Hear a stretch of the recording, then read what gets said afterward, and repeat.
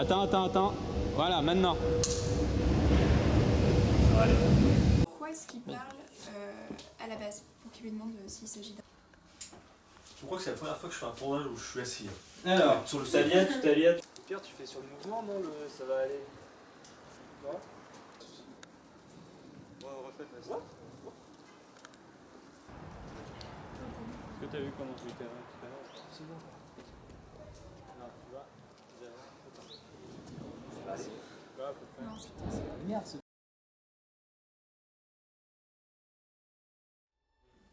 Environ un an avant la fin de mes études, j'ai commencé, j'ai très vite pensé à préparer l'après et j'ai écrit un scénario de long métrage qui parlait avant tout de ma génération et des problèmes auxquels elle faisait face. C'est-à-dire le problème qui n'est dit nulle part, qui est ce que j'appelle je fais quoi après le bac. Puisque moi j'ai toujours voulu faire du cinéma et j'ai toujours été entouré du coup, de jeunes qui ne savaient absolument pas qu'est-ce qu'ils allaient faire de leur vie. Et c'était un gros problème dans leur vie puisqu'ils choisissaient des études qu'ils n'aimaient pas forcément. Mais il fallait faire un choix, il fallait choisir une voie pour avancer dans la vie, malheureusement. J'ai fini le scénario en un peu plus d'un mois, très rapidement puisqu'il fallait absolument que j'ai quelque chose de fini à présenter pour chercher des financements et trouver des producteurs. Et j'ai eu la grande chance de rencontrer Claude Guzek, le producteur des Trois Chemins, qui a accepté de lire mon scénario et qui a immédiatement été emballé par le projet.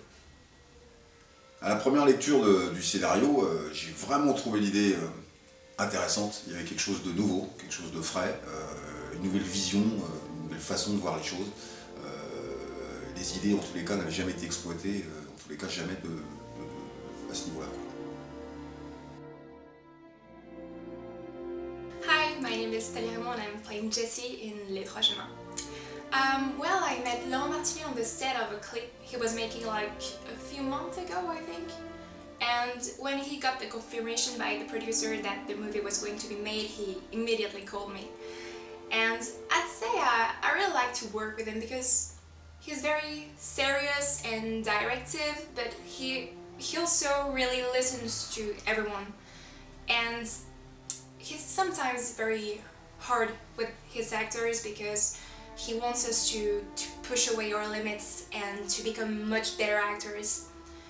And sometimes it's a little bit difficult. I mean, there were some problems with Sacha, the other actor, because he didn't always get what Laurent wanted, and so yeah, it was not really easy, but it was funny, yeah. Sacha Nourier est arrivé extrêmement fatigué sur le plateau les premiers jours du tournage. Il venait de finir le long métrage Search, et donc effectivement il était dans un état d'épuisement total. Je l'avais eu quelques jours avant au téléphone et je lui avais dit que s'il ne se sentait pas, je pouvais trouver quelqu'un d'autre qui était possible de pallier à son remplacement, et en fait il a insisté, je veux le faire, je veux le faire, je veux le faire.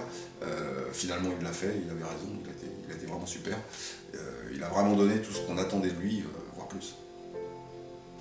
À la première lecture du scénario, en fait, j'ai tout de suite voulu participer en fait, au projet parce que déjà l'histoire m'intéressait, mais notamment le personnage. Parce qu'en fait, comme ce personnage, j'ai eu aussi des frayeurs après mon bac. Je savais pas ce que je voulais faire. J'étais un peu pétrifié. J'avais peur d'emprunter la mauvaise voie. Et ça a été d'ailleurs d'autant plus facile d'interpréter ce personnage vu que j'ai ressenti ces frayeurs-là. Et je me dis souvent, d'ailleurs, que je suis vraiment content d'avoir emprunté cette voie, parce que sinon je ne serais pas là où j'en suis actuellement. Enfin, hormis les odeurs. Bien. Parfait.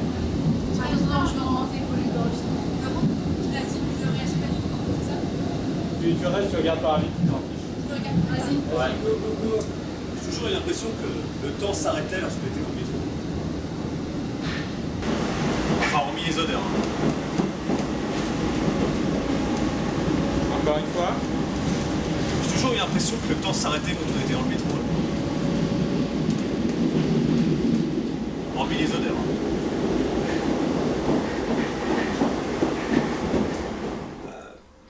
J'étais un tout petit peu réticent au tout début du tournage, déjà à la première lecture du scénario, parce que mon personnage a un côté humoristique assez spécial, vu qu'il n'en a pas du tout. Il est d'ailleurs très très mauvais, ce qui est un petit peu un hic pour moi.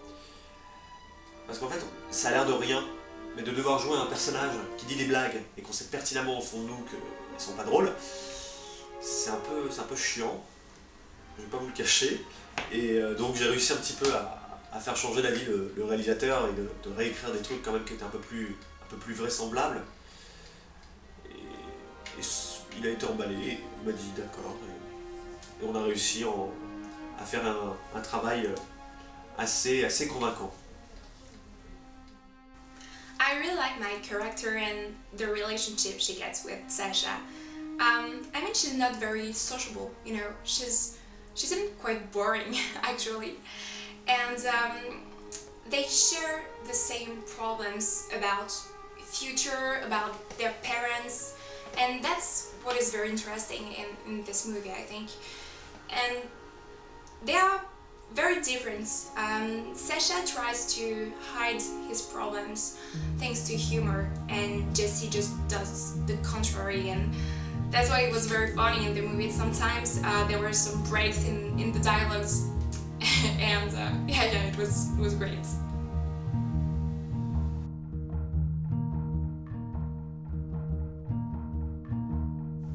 Pour l'appartement, on a eu beaucoup de chance. Le réalisateur voulait un appartement très aéré, avec une baie vitrée pour diffuser une jolie lumière blanche.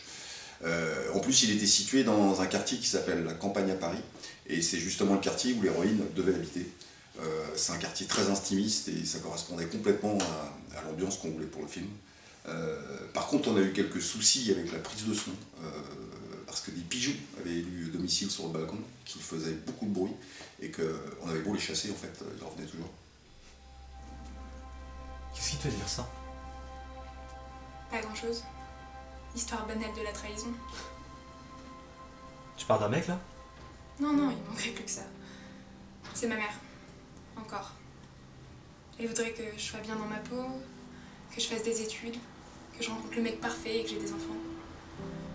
C'est tellement un vieux jeu tout ça. Tu lui as expliqué? Enfin, je veux dire, t'as tenté de lui expliquer encore et encore, parce que pas du temps les parents ça capte rien. Ouais, mais là, y a rien à faire. En fait, il voudrait que je sois comme ma sœur.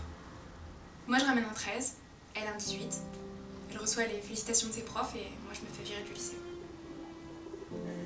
Attendez, on coupe, on va faire dégager les pigeons. Ils partiront jamais. Je vous ai dit un jour, ils se prendront. C'est la mode Murphy, tu commences un truc, bah, c'est bon. On dirait un film avec Eddie Murphy. On dirait un film avec Eddie Murphy en passé. D'accord. C'était plus près de ce que tu lui demandais ou Ouais. est-ce que tu veux que je baisse encore le truc en mode... Non. Recevoir des financements pour un long métrage, c'était vraiment pour moi une chance inespérée, puisque je ne sortais pas de grandes écoles et je ne connaissais quasiment personne. Dans un milieu qui est fondé essentiellement sur le relationnel, c'était un grand handicap. Mais avec l'accord de mon producteur, j'ai réussi à faire entrer dans l'équipe technique des amis à moi qui galéraient également à rentrer dans ce milieu-là. Et je trouve ça absolument super de pouvoir donner sa chance à des gens qui ont un talent qui n'a pas encore été remarqué, et surtout des personnes qui le méritent. On the sets, I've always been used to work with every kinds of ages. Directors are like 30 or 40 years old, and camera assistants and interns are like 20. And on the set of Les Trois Chemins, it was really weird to work with only people of my age. I was sometimes worried because we don't have much experience. But after a few weeks spent on the set with them, working with them, I really think that the result is gonna be awesome. Le plus dur sur un projet comme ça pour un réalisateur, c'est d'arriver à respecter le budget, parce qu'on a tendance à vouloir rajouter toujours des petits détails ou des scènes de dialogue même et on pense que sans, on ne pourra pas rendre quelque chose d'assez bon, que ça va gâcher tout le projet entier. Et pourtant, le fait de devoir contourner ces problèmes-là, d'être plus créatif, d'imaginer comment contourner ces problèmes, rend le projet final encore meilleur que tout ce qu'on aurait pu imaginer. Et ça, je crois que c'est une des choses les plus merveilleuses dans la création d'un film.